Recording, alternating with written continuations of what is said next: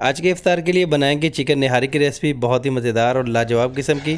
कढ़ाई के अंदर यहाँ पे थोड़ा सा घी ले लेते हैं और इसके अंदर एक प्याज जो है बारीक कटा हुआ इसके अंदर ऐड करके इसको हल्का सा गोल्डन कर लेते हैं।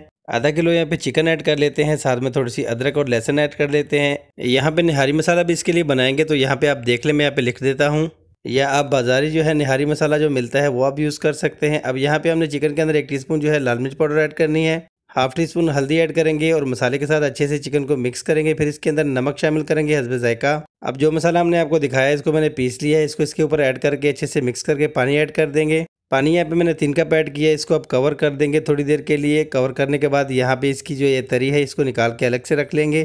तकरीबन 20 मिनट के लिए मैंने चिकन को पकाया है। अब यहाँ पे एक कप के अंदर मैंने थोड़ा सा आटा जो है 2 टेबलस्पून के करीब इसको अच्छे से पानी में मिक्स करके इसके अंदर डाल दिया है। चिकन निहारी बन के हमारी तैयार है। अब यहाँ पे तरी वापस इसके अंदर डाल लेते हैं और मज़े लेकर इस निहारी को खाते हैं। रेसिपी अच्छी लगी तो चैनल को सब्सक्राइब कर दे। शुक्रिया।